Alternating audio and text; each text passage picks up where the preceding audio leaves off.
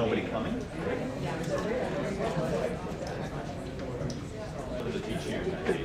How about yourself? Stephen Gedeon is a professor of entrepreneurship and strategy here at the Ted Rogers School of Management at Ryerson University.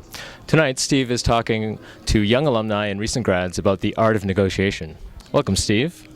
Thanks. How would you define negotiation? I would say a negotiation is any time you're in a situation where you have something of interest that you want and the other person has something of interest that they want. It's really kind of the essence of the free market, laissez-faire free market capitalism, that people trade with each other. I get something I want, you get something you want. In some cases, it's pretty simple. It's a loaf of bread and I've got money and we negotiate over the price of the loaf of bread. But we negotiate for everything from the deadline on a project to who's going to do what chores at home.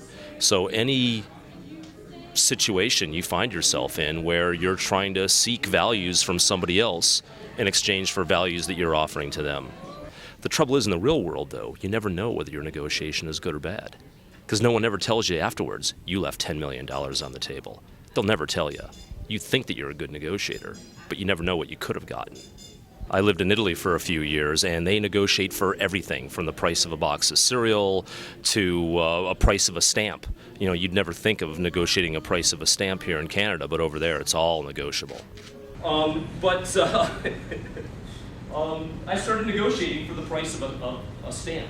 You know, you want to take the train someplace. It says the price of a train ticket right there on the ticket. Yeah. It's a suggestion. Negotiate for it. So now we can't negotiate for necessarily everything here in Canada, but you'd be surprised of the things that you can negotiate for. Okay, and in North America, what is negotiable? Everything is negotiable here too. We just don't know that it's all negotiable. Okay, can you give me some examples? Well, certainly a car or a house or your salary or, things in your day-to-day life. Who's going to do what on a project team, what the deadlines are going to be, what the price of a contract might be, what the sales terms might be. Certainly if you get a cell phone contract, that's all highly negotiable.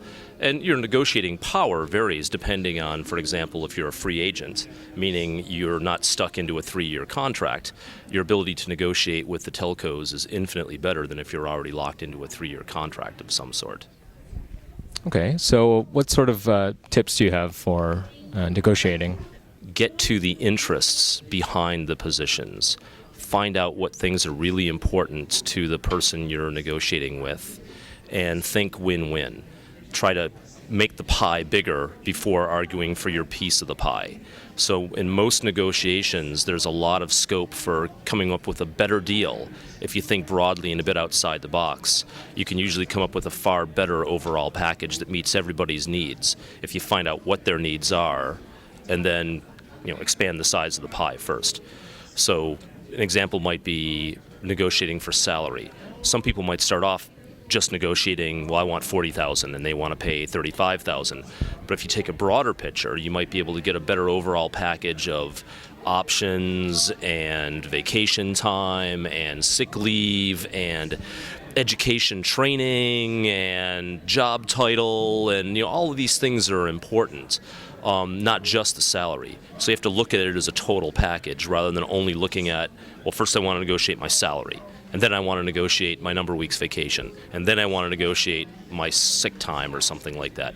You kind of negotiate it all as a big package. Okay, great. And do you think people are born negotiators, or is it something that can be learned? Well, it can absolutely be learned. Yeah.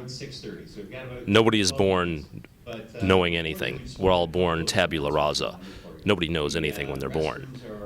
Certainly some people may be more fluent at speaking than other people, but that has nothing to do with being a good negotiator. But it's really about figuring out what you want, what you think the other person wants, and then coming up with win-win scenarios. Great. Well, thanks very much for your time, Steve. Thanks. For Ryerson Today, I'm Andy Lee.